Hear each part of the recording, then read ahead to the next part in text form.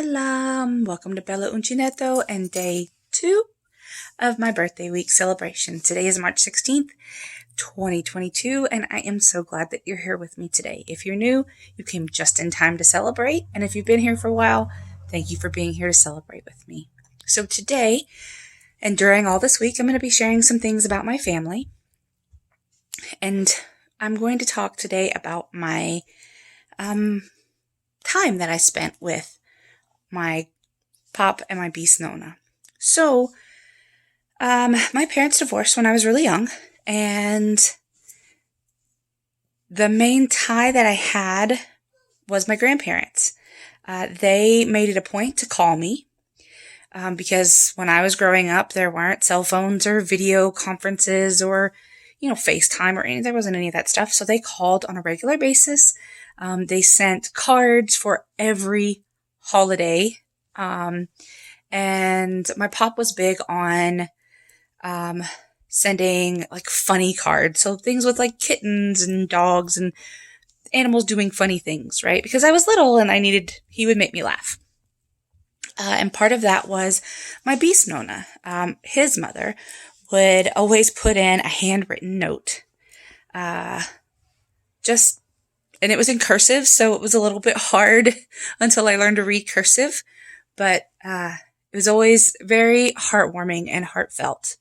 So starting at age 9, my mom and my grandparents made a deal that I could go spend time with them in the summer, and they would trade off, who would pay or whatever. So the very first time I was on a plane by myself, I was 9 years old. And I had one of those flight attendants. I don't know what they're called now, but it was a flight attendant who would stay with me while I was on the plane, not sit next to me, but check on me, make sure I got to my next gate, all those kinds of things.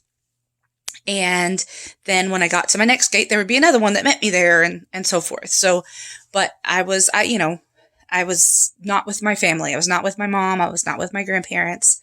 So that was exciting and scary, especially the first time that I did it by myself. But when I got there, my grandparents were there waiting on me. And my pop even had one of those like limo driver hats on and a big sign with my name on it. So that was kind of funny. But I would go there every summer, anywhere from 2 weeks to a month. It just depended. And so starting when I was 9 up until I was like 15-ish. Yeah, I was about 15. So every summer. And that is when I started learning to crochet and do a whole lot of other things. So my beast Nona is the one who taught me to crochet. And she taught me with crochet hooks that were very similar to this. Very, very small. So I have in my hands a 2.5 and a 2. Now I have some of her crochet hooks. They are a really dark brown, like bronzy metal, but I don't have them with me. They are with my mom because when I moved here to North Carolina, unfortunately I couldn't bring everything with me. So my mom had to pack up some of my things and take them to her house.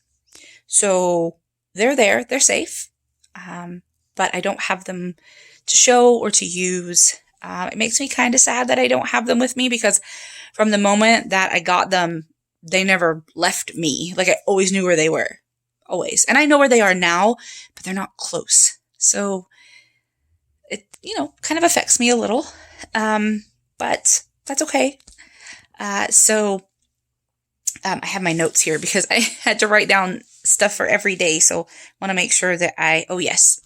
So these she typically did with, the 2.5, she would typically hold a couple of strands of thread together if she was trying to make something like for a table, cloth.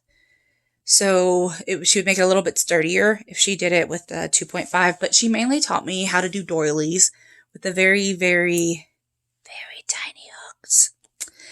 and we would sit on the porch. Sorry for being so rudely interrupted. I don't know what happened. We would sit outside while my pop usually was doing something with his garden that I wasn't allowed to do. So something that he either wanted to do on his own, or he was doing something that he didn't want me touching for allergies or safety or something. So I would sit. And she would teach me how to crochet. And she always called me Bella because in Italian, right, Bella means beautiful. So she would say, Bella, Bella, Bella, when she wanted my attention. And at first I didn't know who she was talking to until I realized, oh, she means me.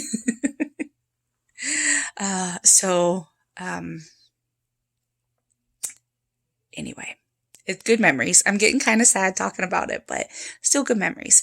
And sorry if the camera's a little shaky. I'm holding my phone right now. I'm in a different spot if you didn't notice. I'm trying to get some quiet time to film. So, yeah, sorry it's kind of scattered a little bit, but I'm not going to share the prizes just yet. I'm going to wait another day or so before I share everything because I'm trying to see, right, if I'm going to get to that 500 mark so I know whether or not I'm going to have 3 winners or 6 winners. And then we'll see what happens. So just a reminder about the rules, right? You have to be 18 years or older. You have to be publicly subscribed, and you have to follow all the YouTube community guidelines. Everything will be linked down below. I went over this yesterday as well, but just kind of a refresher. And today's word, right, is estate. Estate is summer in Italian. And so you can use estate, and I will put it here, spelling. It kind of looks like estate, but it's estate. And, or you could write the word summer in the comments below. So thank you so much for your time and attention. I appreciate you being here with me, and I hope to see you really, really soon. Be the change you wish to see in the world, everyone. Ciao, bella.